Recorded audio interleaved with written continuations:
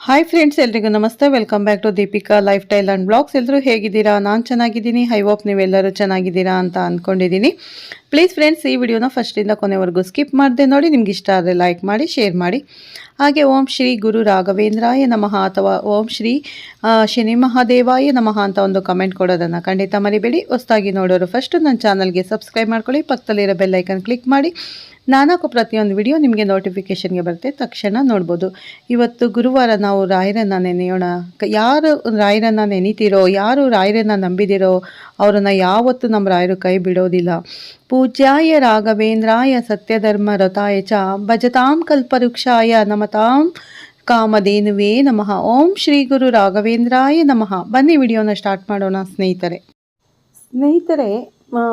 February 1ರಿಂದ 28ರ ಒಳಗಿನ ಮಾಘ ಪೂರ್ಣಿಮೆ ಆಧ್ಯಾತ್ಮಿಕವಾಗಿ ಅತ್ಯಂತ ಮಹತ್ವದ ದಿನ. ಈ ದಿನ ಚಂದ್ರನು ತನ್ನ ಸ್ವಂತ ರಾಶಿಯಾದ ಕಟಕ ರಾಶಿಗೆ ಸಾಗುವುದರಿಂದ ಪ್ರೀತಿ ಯೋಗ ಸೃಷ್ಟಿಯಾಗುತ್ತದೆ. ಜೊತೆಗೆ ಮಕರ ರಾಶಿಯಲ್ಲಿ ಶುಕ್ರ ಮತ್ತು ಬುಧನ ಸಂಯೋಗದಿಂದ ಲಕ್ಷ್ಮೀನಾರಾಯಣ ಯೋಗ ರೂಪುಗೊಳ್ಳುತ್ತದೆ. ಈ ಎರಡು ಮಹಾಶುಭ ಯೋಗಗಳು ಮಕರ ರಾಶಿಯವರ ಜೀವನದಲ್ಲಿ ಗೌರವ, ಐಶ್ವರ್ಯ ಮತ್ತು ಸಂತೋಷವನ್ನು ಹೆಚ್ಚಿಸುವ ಸೂಚನೆ ನೀಡುತ್ತದೆ. ಶ್ರಮಕ್ಕೆ ಫಲ ಸಿಗುವ ಕಾಲ. ನಿಂತಿದ್ದ ಕೆಲಸಗಳು ಮುನ್ನಡೆಯುವ ಸಾಧ್ಯತೆ ಇದೆ. ಈ ವಿಡಿಯೋದಲ್ಲಿ ಈ ಮಾಘ ಪೂರ್ಣಿಮೆಯ ನಂತರ ಮಕರ ರಾಶಿಯವರ ಜೀವನದಲ್ಲಿ ಏನೆಲ್ಲ ಉತ್ತಮ ಬದಲಾವಣೆಗಳು ನಡೆಯಲಿದೆ ಎಂಬುದನ್ನು ತಿಳಿದುಕೊಳ್ಳೋಣ ಬನ್ನಿ ಸ್ನೇಹಿತರೆ. ಆದರೆ ಅದಕ್ಕೂ ಮೊದಲು ನೀವು ನಮ್ಮ ಚಾನಲ್ಗೆ ಸಬ್ಸ್ಕ್ರೈಬ್ ಮಾಡದಿದ್ದರೆ ದಯವಿಟ್ಟು ಈಗಲೇ ಸಬ್ಸ್ಕ್ರೈಬ್ ಮಾಡಿ. ಫೆಬ್ರವರಿ 1ರಂದು ಬರುವ ಮಾಘ ಪೂರ್ಣಿಮೆ ಆಧ್ಯಾತ್ಮಿಕವಾಗಿ ಅತ್ಯಂತ ಮಹತ್ವ ಹೊಂದಿರುವ ದಿನವಾಗಿದೆ. ಮಾಘ ಮಾಸವನ್ನು ಭಾರತೀಯ ಪರಂಪರೆಯಲ್ಲಿ ಶುದ್ಧತೆ, ತಪಸ್ಸು ಮತ್ತು ಆತ್ಮ ಜಾಗೃತಿಯ ಮಾಸವೆಂದು ಪರಿಗಣಿಸಲಾಗುತ್ತದೆ. ಈ ಮಾಸದ ಪೂರ್ಣಿಮೆಯ ದಿನ ಮಾಡುವ ಧ್ಯಾನವಾದ ಪೂಜೆ ಮತ್ತು ಸತ್ಕರ್ಮಗಳು ಅನೇಕ ಪಟ್ಟು ಫಲ ನೀಡುತ್ತವೆ ಎಂಬ ನಂಬಿಕೆ ಇದೆ. ಈ ಬಾರಿ ಮಾಘ ಪೂರ್ಣಿಮೆಯ ವಿಶೇಷತೆ ಎಂದರೆ ಚಂದ್ರಗ್ರಹ ತನ್ನ ಸ್ವಂತ ರಾಶಿಯಾದ ಕಟಕ ರಾಶಿಗೆ ಪ್ರವೇಶಿಸುತ್ತಿರುವುದು. ಚಂದ್ರನು ಮನಸ್ಸಿನ ಅಧಿಪತಿ. ಭಾವನೆಗಳು, ಪ್ರೀತಿ, ಕರುಣೆ ಮತ್ತು ಆಂತರಿಕ ಶಾಂತಿಯನ್ನು ಚಂದ್ರ ನಿಯಂತ್ರಿಸುತ್ತಾನೆ. ತನ್ನದೇ ರಾಶಿಯಲ್ಲಿ ಚಂದ್ರನು ಸಂಚರಿಸಿದಾಗ ಅವನ ಶಕ್ತಿ ಅತ್ಯಂತ ಬಲವಾಗಿ ವ್ಯಕ್ತವಾಗುತ್ತದೆ. ಇದರಿಂದ ಪ್ರೀತಿ ಯೋಗ ರೂಪುಗೊಳ್ಳುತ್ತದೆ. ಈ ಪ್ರೀತಿ ಯೋಗದ ಪ್ರಭಾವ ಮಕರ ರಾಶಿಯವರ ಜೀವನದಲ್ಲಿ ಒಳಗಿನ ಬದಲಾವಣೆಗೆ ಕಾರಣವಾಗುತ್ತದೆ. ಮಕರ ರಾಶಿಯವರು ಭೂತತ್ವದವರು. ಶ್ರಮ, ಶಿಸ್ತು, ಜೀವನದಲ್ಲಿ ಸುಲಭವಾಗಿ ಯಾವುದನ್ನು ಪಡೆಯುವ ಸ್ವಭಾವ ಇವರಲ್ಲಿಲ್ಲ. ಕಠಿಣ ಪರಿಶ್ರಮದ ಮೂಲಕವೇ ಮುಂದೆ ಸಾಗುವ ಮನೋಭಾವ ಇವರದ್ದು. ಆದರೆ ಈ ಪ್ರಯಾಣದಲ್ಲಿ ತಮ್ಮ ಭಾವನೆಗಳನ್ನು ಕಡೆಗಣಿಸುವುದು ಅಥವಾ ಅವುಗಳನ್ನು ತೋರಿಸಿಕೊಳ್ಳದೆ ಒಳಗೆ ಇಟ್ಟುಕೊಳ್ಳುವುದು ಸಾಮಾನ್ಯ. ಮಾಘ ಪೂರ್ಣಿಮೆಯ ದಿನ ಚಂದ್ರನ ಪ್ರಭಾವದಿಂದ ಮಕರ ರಾಶಿಯವರ ಮನಸ್ಸು ಮೃದುವಾಗುತ್ತದೆ. ಸದಾ ಕರ್ತವ್ಯ ಮತ್ತು ಹೊಣೆಗಾರಿಕೆಯಲ್ಲಿ ಮುಳುಗಿರುವವರು ಈಗ ತಮ್ಮ ಭಾವನೆಗಳತ್ತ ಗಮನ ಹರಿಸಲು ಆರಂಭಿಸುತ್ತಾರೆ. ಹಳೆಯ ನೆನಪುಗಳು, ಕುಟುಂಬ ಸಂಬಂಧಗಳು ಮತ್ತು ಮನಸ್ಸಿನೊಳಗೆ ಮರೆಮಾಚಿಕೊಂಡಿದ್ದ ಆಸೆಗಳು ಮೇಲಕ್ಕೆ ಬರುತ್ತವೆ. ಇದು ಅಶಾಂತಿಯನ್ನು ತರುವುದಿಲ್ಲ, ಬಲವಾಗಿ ಮನಸ್ಸಿಗೆ ಹಗುರತನವನ್ನು ನೀಡುತ್ತದೆ. ಜೀವನದಲ್ಲಿ ಕೇವಲ ಸಾಧನೆ ಮಾತ್ರವಲ್ಲ, ಭಾವನಾತ್ಮಕ ಸಂತೋಷವೂ ಅಗತ್ಯ ಎಂಬ ಅರಿವು ಈ ಸಮಯದಲ್ಲಿ ಮಕರ ರಾಶಿಯವರಿಗೆ ಗಟ್ಟಿಯಾಗುತ್ತದೆ. ಸ್ನೇಹಿತರೆ, ಕುಟುಂಬ ಜೀವನದಲ್ಲಿ ಈ ಪ್ರೀತಿ ಯೋಗ ಮಕರ ರಾಶಿಯವರಿಗೆ ಆತ್ಮೀಯತೆಯನ್ನು ಹೆಚ್ಚಿಸುತ್ತದೆ. ಸಾಮಾನ್ಯವಾಗಿ ತಮ್ಮ ಜವಾಬ್ದಾರಿಗಳನ್ನು ಮೌನವಾಗಿ ನಿಭಾಯಿಸುವ ಮಕರ ರಾಶಿಯವರು ಈಗ ಕುಟುಂಬದೊಂದಿಗೆ ಹೆಚ್ಚು ಮಾತನಾಡುವ ಮತ್ತು ಸಮಯ ಕಳೆಯುವ ಮನಸ್ಸು ಮಾಡುತ್ತಾರೆ. ತಂದೆ, ತಾಯಿ ಮತ್ತು ಹಿರಿಯರೊಂದಿಗೆ ಇರುವ ಸಂಬಂಧದಲ್ಲಿ ಮೃದುತ್ವ ಹೆಚ್ಚಾಗುತ್ತದೆ. ಮನೆಯವರ ಭಾವನೆಗಳು ಅರ್ಥ ಮಾಡಿಕೊಳ್ಳುವ ಶಕ್ತಿ ಬರುತ್ತದೆ. ಇದರಿಂದ ಮನೆಯೊಳಗಿನ ವಾತಾವರಣ ಶಾಂತವಾಗುತ್ತದೆ ಮತ್ತು ಪರಸ್ಪರ ನಂಬಿಕೆ ಗಟ್ಟಿಯಾಗುತ್ತದೆ. ಪ್ರೀತಿ ಜೀವನದಲ್ಲಿಯೂ ಮಕರ ರಾಶಿಯವರಿಗೆ ಮಹತ್ವದ ಬದಲಾವಣೆಗಳು ಕಾಣಿಸಿಕೊಳ್ಳುತ್ತದೆ. ಈಗಾಗಲೇ ಪ್ರೀತಿಯ ಸಂಬಂಧದಲ್ಲಿರುವವರು ತಮ್ಮ ಸಂಗಾತಿಯ ಭಾವನೆಗಳನ್ನು ಹೆಚ್ಚು ಆಳವಾಗಿ ಅರ್ಥ ಮಾಡಿಕೊಳ್ಳಲು ಆರಂಭಿಸುತ್ತಾರೆ. ಮಾತುಗಳಲ್ಲಿ ಮಿತತೆ ಇದ್ದರೂ ಕಾರ್ಯಗಳ ಮೂಲಕ ಪ್ರೀತಿ ವ್ಯಕ್ತಪಡಿಸುವ ಹಂತಕ್ಕೆ ಬರುತ್ತಾರೆ. ಇದರಿಂದ ಸಂಬಂಧದಲ್ಲಿ ಭದ್ರತೆ ಮತ್ತು ನಂಬಿಕೆ ಹೆಚ್ಚಾಗುತ್ತದೆ. ಹೊಸ ಪ್ರೀತಿಯನ್ನು ಹುಡುಕುತ್ತಿರುವ ಮಕರ ರಾಶಿಯವರಿಗೆ ಈ ಸಮಯದಲ್ಲಿ ನಿಧಾನವಾಗಿ ಆದರೆ ಸ್ಥಿರವಾಗಿ ಬೆಳೆಯುವ ಸಂಬಂಧಗಳು ರೂಪುಗೊಳ್ಳುವ ಸಾಧ್ಯತೆ ಇದೆ. ಇದೇ ಸಮಯದಲ್ಲಿ ಮಕರ ರಾಶಿಯಲ್ಲಿ ಶುಕ್ರ ಮತ್ತು ಬುಧ ಗ್ರಹಗಳ ಸಂಯೋಗದಿಂದ ಲಕ್ಷ್ಮೀನಾರಾಯಣ ಯೋಗ ರೂಪುಗೊಳ್ಳುತ್ತಿರುವುದು ಮಕರ ರಾಶಿಯವರಿಗೆ ಅತ್ಯಂತ ವಿಶೇಷವಾಗಿದೆ. ಶುಕ್ರನು ಸುಖ, ಐಶ್ವರ್ಯ, ಸೌಂದರ್ಯ ಮತ್ತು ಸಂಬಂಧಗಳ ಸಂಕೇತ. ಬುಧನು ಬುದ್ಧಿ, ಮಾತು, ವ್ಯವಹಾರ ಮತ್ತು ಯೋಜನೆಗೆ ಪ್ರತಿನಿಧಿ. ಈ ಎರಡು ಗ್ರಹಗಳು ಮಕರ ರಾಶಿಯಲ್ಲಿ ಒಂದಾಗುವುದರಿಂದ ಶ್ರಮ, ಶಿಸ್ತು ಮತ್ತು ವಿವೇಕದ ಮೂಲಕ ಸುಖ ಸಂಪತ್ತನ್ನು ಗಳಿಸುವ ಶಕ್ತಿಶಾಲಿ ಯೋಗ ರೂಪುಗೊಳ್ಳುತ್ತದೆ. ಈ ಲಕ್ಷ್ಮೀನಾರಾಯಣ ಯೋಗ ಮಕರ ರಾಶಿಯವರ ವೃತ್ತಿ ಜೀವನದಲ್ಲಿ ಮಹತ್ವದ ತಿರುವು ತರುತ್ತದೆ. ಇದುವರೆಗೂ ಮಾಡಿದ ಪರಿಶ್ರಮಕ್ಕೆ ತಕ್ಕ ಫಲ ದೊರೆಯಲು ಆರಂಭವಾಗುತ್ತದೆ. ಉದ್ಯೋಗದಲ್ಲಿರುವ ಮಕರ ರಾಶಿಯವರಿಗೆ ಮೇಲಧಿಕಾರಿಗಳಿಂದ ಗೌರವ ಮತ್ತು ನಂಬಿಕೆ ಹೆಚ್ಚಾಗುತ್ತದೆ. ತಮ್ಮ ಕೆಲಸಕ್ಕೆ ಮಾನ್ಯತೆ ಸಿಗುತ್ತದೆ. ಸ್ನೇಹಿತರೆ, ಹೊಸ ಜವಾಬ್ದಾರಿಗಳು ಅಥವಾ ಮಹತ್ವದ ಸ್ಥಾನಮಾನ ದೊರೆಯುವ ಸಾಧ್ಯತೆ ಇದೆ. ಮೊದಲಿಗೆ ಹೊಣೆಗಾರಿಕೆ ಹೆಚ್ಚಾದಂತೆ ಕಂಡರೂ ನಂತರ ಅದೇ ಬೆಳವಣಿಗೆ ಮತ್ತು ಭದ್ರತೆಯನ್ನು ತರುತ್ತದೆ. ವ್ಯಾಪಾರ ಅಥವಾ ಸ್ವಂತ ಉದ್ಯಮದಲ್ಲಿರುವ ಮಕರ ರಾಶಿಯವರಿಗೆ ಈ ಯೋಗ ನಿಧಾನವಾದ ಆದರೆ ಸ್ಥಿರವಾದ ಲಾಭವನ್ನು ನೀಡುತ್ತದೆ.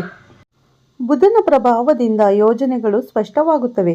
ಶುಕ್ರನ ಅನುಗ್ರಹದಿಂದ ಗ್ರಾಹಕರೊಂದಿಗೆ ಉತ್ತಮ ಸಂಬಂಧ ನಿರ್ಮಾಣವಾಗುತ್ತದೆ. ಹಣಕಾಸಿನ ಹರಿವು ಕ್ರಮೇಣ ಸುಧಾರಿಸುತ್ತದೆ. ನಿಂತಿದ್ದ ಕೆಲಸಗಳು ಮತ್ತೆ ಚಲನೆ ಪಡೆಯುತ್ತವೆ. ಆದರೆ ಈ ಸಮಯದಲ್ಲಿ ಅತಿಯಾದ ಸಂಶಯ ಅಥವಾ ಕಠಿಣತೆಯನ್ನು ಕಡಿಮೆ ಮಾಡಿ ಸ್ವಲ್ಪ ಲವಲವಿಕತೆ ತೋರಿಸಿ ಹೆಚ್ಚಿನ ಲಾಭ ದೊರೆಯುತ್ತದೆ. ಆರ್ಥಿಕವಾಗಿ ಮಕರ ರಾಶಿಯವರಿಗೆ ಈ ಸಮಯದಲ್ಲಿ ಭದ್ರತೆ ಹೆಚ್ಚಾಗುತ್ತದೆ. ಅನಗತ್ಯ ಖರ್ಚುಗಳ ಮೇಲೆ ನಿಯಂತ್ರಣ ಬರುತ್ತದೆ.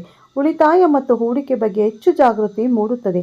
ಭವಿಷ್ಯದ ಭದ್ರತೆಗೆ ಸಂಬಂಧಿಸಿದ ಯೋಜನೆಗಳನ್ನು ರೂಪಿಸಲು ಇದು ಸೂಕ್ತ ಸಮಯ. ಸ್ನೇಹಿತರೆ, ಮನೆ, ಭೂಮಿ ಅಥವಾ ಕುಟುಂಬಕ್ಕೆ ಸಂಬಂಧಿಸಿದ ಆಸ್ತಿ ವಿಚಾರಗಳು ಚರ್ಚೆಗೆ ಬರಬಹುದು.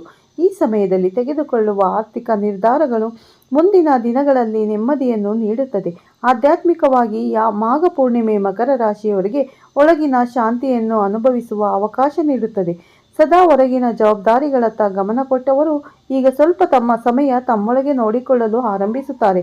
ಧ್ಯಾನ, ಪ್ರಾರ್ಥನೆ ಮತ್ತು ಸೇವಾ ಕಾರ್ಯಗಳತ್ತ ಮನಸ್ಸು ಸೆಳೆಯುತ್ತದೆ. ಜೀವನದಲ್ಲಿ ಶ್ರಮ ಮತ್ತು ಭಕ್ತಿಯ ನಡುವಿನ ಸಮತೋಲನವೇ ನಿಜವಾದ ಶಕ್ತಿ ಎಂಬ ಅರಿವು ಮೂಡುತ್ತದೆ. ಇದರಿಂದ ಮಕರ ರಾಶಿಯವರ ಜೀವನದಲ್ಲಿ ಹೊಸ ಸಮತೋಲನ ನಿರ್ಮಾಣವಾಗುತ್ತದೆ. ಈ ಮಾಘ ಪೂರ್ಣಿಮೆ ಸಂದರ್ಭದಲ್ಲಿ ರೂಪುಗೊಳ್ಳುವ ಪ್ರೀತಿ ಯೋಗ ಮತ್ತು ಲಕ್ಷ್ಮೀನಾರಾಯಣ ಯೋಗಗಳು ಮಕರ ರಾಶಿಯವರ ಒಳಗಿನ ಲೋಕದಲ್ಲಿ ನಿಧಾನವಾಗಿ ಆದರೆ ಆಳವಾಗಿ ಕೆಲಸ ಮಾಡುತ್ತವೆ. ಮಕರ ರಾಶಿಯವರು ಸಾಮಾನ್ಯವಾಗಿ ತಮ್ಮ ಭಾವನೆಗಳನ್ನು ನಿಯಂತ್ರಣದಲ್ಲಿ ಇಟ್ಟುಕೊಳ್ಳುವವರು. ಹೊಣೆಗಾರಿಕೆ ಮತ್ತು ಕರ್ತವ್ಯಗಳ ಭಾರದಿಂದಾಗಿ ತಮ್ಮ ಮನಸ್ಸಿನ ಅಗತ್ಯಗಳನ್ನು ಹಿಂದೆ ತಳ್ಳುವ ಸ್ವಭಾವ ಇವರದ್ದು. ಆದರೆ ಈ ಸಮಯದಲ್ಲಿ ಚಂದ್ರನ ಪ್ರಭಾವದಿಂದ ಅವರು ತಮ್ಮೊಳಗಿನ ಮೌನವನ್ನು ಕೇಳಲು ಆರಂಭಿಸುತ್ತಾರೆ. ಇದುವರೆಗೂ ಹೇಳಲಾಗದೆ ಉಳಿದ ಆಸೆಗಳು, ಕನಸುಗಳು ಮತ್ತು ಭಾವನೆಗಳು ಮೇಲಕ್ಕೆ ಬಂದು ಸ್ಪಷ್ಟ ರೂಪ ಪಡೆಯುತ್ತವೆ. ಕುಟುಂಬ ಜೀವನದಲ್ಲಿ ಮಕರ ರಾಶಿಯವರು ಹೆಚ್ಚು ತೆರೆದ ಮನಸ್ಸಿನವರಾಗುತ್ತಾರೆ. ಮನೆಯವರೊಂದಿಗೆ ತಮ್ಮ ಚಿಂತನೆಗಳು ಮತ್ತು ಯೋಜನೆಗಳನ್ನು ಹಂಚಿಕೊಳ್ಳುವ ಧೈರ್ಯ ಬರುತ್ತದೆ. ಇದರಿಂದ ಕುಟುಂಬದವರು ಅವರ ಒಳಗಿನ ಒತ್ತಡವನ್ನು ಅರ್ಥ ಮಾಡಿಕೊಳ್ಳುವ ಸಾಧ್ಯವಾಗುತ್ತದೆ. ತಂದೆ, ತಾಯಿ ಮತ್ತು ಹಿರಿಯರೊಂದಿಗೆ ಇರುವ ಸಂಬಂಧದಲ್ಲಿ ಗೌರವದ ಜೊತೆಗೆ ಆತ್ಮೀಯತೆ ಹೆಚ್ಚಾಗುತ್ತದೆ. ಮಕ್ಕಳೊಂದಿಗೆ ಅಥವಾ ಕಿರಿಯರೊಂದಿಗೆ ಇರುವ ಸಂಬಂಧದಲ್ಲಿ ಮೃದುವಾದ ಮಾರ್ಗದರ್ಶನದ ಪಾತ್ರ ವಹಿಸುತ್ತಾರೆ. ಮನೆಯೊಳಗಿನ ಬಾಂಧವ್ಯ ಗಟ್ಟಿಯಾಗುತ್ತದೆ ಮತ್ತು ಎಲ್ಲರ ನಡುವೆ ನಂಬಿಕೆ ಹೆಚ್ಚಾಗುತ್ತದೆ. ವಿವಾಹಿತ ಮಕರ ರಾಶಿಯವರಿಗೆ ದಾಂಪತ್ಯ ಜೀವನದಲ್ಲಿ ಹೊಸ ಸಮತೋಲನ ಕಾಣಿಸಿಕೊಳ್ಳುತ್ತದೆ. ತಮ್ಮ ಭಾವನೆಗಳನ್ನು ಕಾರ್ಯಗಳ ಮೂಲಕ ಮಾತ್ರವಲ್ಲ, ಮಾತುಗಳ ಮೂಲಕವೂ ವ್ಯಕ್ತಪಡಿಸುವ ಕಲಿಕೆ ಬರುತ್ತದೆ. ಇದರಿಂದ ಜೀವನ ಸಂಗಾತಿಯೊಂದಿಗೆ ಇರುವ ಅಂತರ ಕಡಿಮೆಯಾಗುತ್ತದೆ. ಪರಸ್ಪರ ಗೌರವ ಮತ್ತು ಭದ್ರತೆಯ ಭಾವನೆ ಹೆಚ್ಚಾಗುತ್ತದೆ. ಒಟ್ಟಿಗೆ ಭವಿಷ್ಯದ ಬಗ್ಗೆ ಚರ್ಚಿಸುವ ಮನಸ್ಸು ಬರುತ್ತದೆ. ಅವಿವಾಹಿತ ಮಕರ ರಾಶಿಯವರಿಗೆ ನಿಧಾನವಾಗಿ ಆದರೆ ದೃಢವಾಗಿ ಬೆಳೆಯುವ ಸಂಬಂಧಗಳು ಸಿಗುವ ಸಾಧ್ಯತೆ ಇದೆ. ಈ ಸಂಬಂಧಗಳು ತಾಳ್ಮೆ ಮತ್ತು ನಂಬಿಕೆಯ ಮೇಲೆ ನಿರ್ಮಾಣವಾಗಿರುತ್ತದೆ. ಸಾಮಾಜಿಕ ಜೀವನದಲ್ಲಿಯೂ ಮಕರ ರಾಶಿಯವರ ಪಾತ್ರ ಬದಲಾಗುತ್ತದೆ. ಇದುವರೆಗೆ ಗಂಭೀರ ಮತ್ತು ಮೌನ ಸ್ವಭಾವದವರಾಗಿ ಗುರುತಿಸಿಕೊಂಡಿದ್ದವರು ಈಗ ಮಾರ್ಗದರ್ಶಕ ಮತ್ತು ಸಲಹೆಗಾರರಾಗಿ ಗುರುತಿಸಿಕೊಳ್ಳುತ್ತಾರೆ. ಜನರು ಅವರ ಅನುಭವ ಮತ್ತು ಪ್ರಾಮಾಣಿಕತೆಯನ್ನು ಮೆಚ್ಚುತ್ತಾರೆ. ಸಮಾಜಮುಖಿ ಅಥವಾ ಸೇವಾ ಕಾರ್ಯಗಳಲ್ಲಿ ಭಾಗವಹಿಸುವ ಅವಕಾಶಗಳು ಸಿಗುತ್ತವೆ. ಇತರರಿಗಾಗಿ ಸಮಯ ಕೊಡುವುದರಿಂದ ಮಕರ ರಾಶಿಯವರಿಗೆ ಆಂತರಿಕ ತೃಪ್ತಿ ದೊರೆಯುತ್ತದೆ. ಆಧ್ಯಾತ್ಮಿಕವಾಗಿ ಈ ಸಮಯ ಮಕರ ರಾಶಿಯವರಿಗೆ ಶ್ರಮ ಮತ್ತು ಶಾಂತಿಯ ನಡುವಿನ ಸಂಬಂಧವನ್ನು ಅರಿಯುವ ಅವಕಾಶ ನೀಡುತ್ತದೆ. ಎಲ್ಲವನ್ನು ನಿಯಂತ್ರಿಸಬೇಕು ಎಂಬ ಮನೋಭಾವ ನಿಧಾನವಾಗಿ ಸಡಿಲಗೊಳ್ಳುತ್ತದೆ. ಕೆಲವು ವಿಷಯಗಳನ್ನು ಸಮಯ ಮತ್ತು ದೈವಶಕ್ತಿಗೆ ಒಪ್ಪಿಸುವ ಜ್ಞಾನ ಬರುತ್ತದೆ. ಧ್ಯಾನ, ಮೌನ ಹಾಗೂ ಸೇವೆಯ ಮೂಲಕ ಮನಸ್ಸನ್ನು ಸ್ಥಿರಗೊಳಿಸುವ ಅಭ್ಯಾಸ ಬೆಳೆಯುತ್ತದೆ. ಈ ಅನುಭವಗಳು ಮಕರ ರಾಶಿಯವರನ್ನು ಒಳಗಿನಿಂದ ಇನ್ನಷ್ಟು ಬಲಿಷ್ಠರಾಗಿಸುತ್ತದೆ. ಈ ಯೋಗಗಳು ಪ್ರಭಾವ ಮಕರ ರಾಶಿಯವರ ಜೀವನದಲ್ಲಿ ದೀರ್ಘಕಾಲೀನ ಸ್ಥಿರತೆ ಮತ್ತು ಪರಿಪಕ್ವತೆಯನ್ನು ತರುತ್ತದೆ. ಸ್ನೇಹಿತರೆ, ಜೀವನದ ಗುರಿಗಳು ಇನ್ನಷ್ಟು ಸ್ಪಷ್ಟವಾಗುತ್ತವೆ. ಇದುವರೆಗೂ ಕೇವಲ ಸಾಧನೆಗಾಗಿ ಶ್ರಮಿಸುತ್ತಿದ್ದವರು ಈಗ ಸಾಧನೆಯ ಜೊತೆಗೆ ಜೀವನದ ಅರ್ಥವನ್ನು ಹುಡುಕಲು ಆರಂಭಿಸುತ್ತಾರೆ. ಇದರಿಂದ ಅವರ ನಿರ್ಧಾರಗಳಲ್ಲಿ ಆಳ ಮತ್ತು ಸಮತೋಲನ ಮೂಡುತ್ತದೆ. ವೃತ್ತಿ ಜೀವನದಲ್ಲಿ ಮಕರ ರಾಶಿಯವರು ತಮ್ಮ ಪರಿಶ್ರಮ ಮತ್ತು ಶಿಸ್ತಿನ ಫಲವನ್ನು ಅನುಭವಿಸುತ್ತಾರೆ. ಕೆಲಸದ ಒತ್ತಡ ಇದ್ದರೂ ಅದನ್ನು ಸಮರ್ಥವಾಗಿ ನಿಭಾಯಿಸುವ ಶಕ್ತಿ ಬರುತ್ತದೆ. ಮೇಲಧಿಕಾರಿಗಳ ವಿಶ್ವಾಸ ಮತ್ತಷ್ಟು ಗಟ್ಟಿಯಾಗುತ್ತದೆ. ಹೊಸ ಹುದ್ದೆ ಮತ್ತು ಮಹತ್ವದ ಜವಾಬ್ದಾರಿಗಳು ದೊರೆಯಬಹುದು. ಈ ಬದಲಾವಣೆಗಳು ಮೊದಲಿನ ಭಾರವಾಗಿ ಕಂಡರೂ ಮುಂದಿನ ದಿನಗಳಲ್ಲಿ ಭದ್ರತೆ ಮತ್ತು ಗೌರವವನ್ನು ತರುತ್ತದೆ. ತಮ್ಮ ಅನುಭವವನ್ನು ಇತರರಿಗೆ ಮಾರ್ಗದರ್ಶನವಾಗಿ ಬಳಸುವ ಹಂತಕ್ಕೆ ಮಕರ ರಾಶಿಯವರು ಬರುತ್ತಾರೆ. ಹಣಕಾಸಿನ ವಿಷಯದಲ್ಲಿ ಮಕರ ರಾಶಿಯವರಿಗೆ ವಿವೇಕ ಮತ್ತು ದೃಢತೆ ಹೆಚ್ಚಾಗುತ್ತದೆ. ಅತಿಯಾದ ಕಂಜೂಸ್ತನ ಅಥವಾ ಅತಿಯಾದ ಕಠಿಣತೆಯನ್ನು ಬಿಟ್ಟು ಸಮತೋಲನದ ಮಾರ್ಗವನ್ನು ಆಯ್ಕೆ ಮಾಡುತ್ತಾರೆ. ಉಳಿತಾಯ ಮತ್ತು ಹೂಡಿಕೆಯಲ್ಲಿ ಸ್ಥಿರತೆ ಬರುತ್ತದೆ. ಮನೆ, ಭೂಮಿ ಅಥವಾ ಕುಟುಂಬದ ಆಸ್ತಿಗೆ ಸಂಬಂಧಿಸಿದ ವಿಚಾರಗಳಲ್ಲಿ ಅಂತಿಮ ನಿರ್ಧಾರಗಳು ಆಗುವ ಸಾಧ್ಯತೆ ಇದೆ. ಈ ಸಮಯದಲ್ಲಿ ಮಾಡಿದ ಆರ್ಥಿಕ ನಿರ್ಧಾರಗಳು ಮುಂದಿನ ದಿನಗಳಲ್ಲಿ ಭದ್ರತೆಯ ಭಾವನೆ ನೀಡುತ್ತದೆ. ಲಕ್ಷ್ಮೀನಾರಾಯಣ ಯೋಗದ ಅನುಗ್ರಹದಿಂದ ಹಣದ ಜೊತೆಗೆ ಜೀವನದಲ್ಲಿ ವ್ಯವಸ್ಥೆಯು ಹೆಚ್ಚಾಗುತ್ತದೆ. ಆರೋಗ್ಯದ ದೃಷ್ಟಿಯಿಂದ ಈ ಸಮಯ ಮಕರ ರಾಶಿಯವರಿಗೆ ದೇಹ ಮತ್ತು ಮನಸ್ಸಿನ ನಡುವಿನ ಸಂಬಂಧವನ್ನು ಅರಿಯುವ ಪಾಠ ನೀಡುತ್ತದೆ. ಅತಿಯಾದ ಶ್ರಮದಿಂದ ಉಂಟಾಗಿದ್ದ ದಣಿವು ಕಡಿಮೆಯಾಗುತ್ತದೆ. ವಿಶ್ರಾಂತಿ ಮತ್ತು ನಿಯಮಿತ ಜೀವನ ಶೈಲಿಯ ಮಹತ್ವವನ್ನು ಅವರು ಅರಿಯುತ್ತಾರೆ. ಯೋಗ, ಧ್ಯಾನ ಮತ್ತು ಪ್ರಕೃತಿಯೊಂದಿಗೆ ಸಮಯ ಕಳೆಯುವುದು ಅವರಿಗೆ ಲಾಭಕರವಾಗುತ್ತದೆ. ದೇಹ ಮತ್ತು ಮನಸ್ಸು ಒಂದಾಗಿ ಕೆಲಸ ಮಾಡುವ ಅನುಭವ ಬರುತ್ತದೆ. ಒಟ್ಟಾರೆ ಮಾಘ ಪೂರ್ಣಿಮೆಯ ದಿನ ರೂಪುಗೊಳ್ಳುವ ಪ್ರೀತಿ ಯೋಗ ಮತ್ತು ಲಕ್ಷ್ಮೀನಾರಾಯಣ ಯೋಗಗಳು ಮಕರ ರಾಶಿಯವರ ಜೀವನದಲ್ಲಿ ಹೊಸ ಅಧ್ಯಾಯವನ್ನು ತೆರೆದುಕೊಳ್ಳುತ್ತವೆ. ಇದು ಕೇವಲ ಭಾಗ್ಯದ ಬದಲಾವಣೆಯಲ್ಲ, ಜೀವನದ ದೃಷ್ಟಿಕೋನದ ಪರಿವರ್ತನೆ, ಶ್ರಮ ಮತ್ತು ಶಾಂತಿ, ಕರ್ತವ್ಯ ಮತ್ತು ಕರುಣೆ, ಭೌತಿಕ ಭದ್ರತೆ ಮತ್ತು ಆಂತರಿಕ ನೆಮ್ಮದಿ ಎಲ್ಲವೂ ಸಮತೋಲನಕ್ಕೆ ಬರುವ ಕಾಲ ಇದು. ಈ ಯೋಗಗಳು ಸದುಪಯೋಗ ಮಾಡಿಕೊಂಡರೆ ಮಕರ ರಾಶಿಯವರ ಮುಂದಿನ ಜೀವನ ಹೆಚ್ಚು ಸ್ಥಿರ, ಅರ್ಥಪೂರ್ಣ ಮತ್ತು ತೃಪ್ತಿದಾಯಕವಾಗುತ್ತದೆ. ಸ್ನೇಹಿತರೆ, ಈ ವಿಡಿಯೋವನ್ನು ವೀಕ್ಷಿಸಿದ್ದಕ್ಕಾಗಿ ಧನ್ಯವಾದಗಳು. ಸ್ನೇಹಿತರೆ, ನೋಡಿದ್ರಲ್ಲ, ಮಾಘ ಪೂರ್ಣಿಮೆಯ ನಂತರ ಅಂದರೆ ಫೆಬ್ರವರಿ 1ನೇ ತಾರೀಕಿನ ನಂತರ ಯಾವ ಮಹಾಲಕ್ಷ್ಮಿ ಯೋಗ, ಯಾವ ಎಲ್ಲ ಯೋಗಗಳಿವೆ ಅಂತ ಸಂಪೂರ್ಣ ಮಾಹಿತಿನ ಈ ವಿಡಿಯೋದಲ್ಲಿ ಶೇರ್ ಮಾಡಿದ್ದೀನಿ ಸ್ನೇಹಿತರೆ. ಹಾಗಾಗಿ ಮಕರ ರಾಶಿಯವರು ಈ ವಿಡಿಯೋನ ಎಲ್ಲೂ ಸ್ಕಿಪ್ ಮಾಡದೆ ಪೂರ್ತಿಯಾಗಿ ನೋಡಿ. ಮತ್ತೆ ಹೊಸದಾಗಿ ನೋಡೋರು ನನ್ನ ಚಾನಲ್ಗೆ ಸಬ್ಸ್ಕ್ರೈಬ್ ಮಾಡ್ಕೊಳ್ಳಿ. ಪಕ್ಕದಲ್ಲಿರೋ ಬೆಲ್ ಐಕಾನ್ ಕ್ಲಿಕ್ ಮಾಡಿ. ನಾವು ಹಾಕೋ ಪ್ರತಿಯೊಂದು ವಿಡಿಯೋ ನೋಟಿಫಿಕೇಷನ್ಗೆ ಬರುತ್ತೆ, ತಕ್ಷಣ ನೋಡ್ಬೋದು ಸ್ನೇಹಿತರೆ.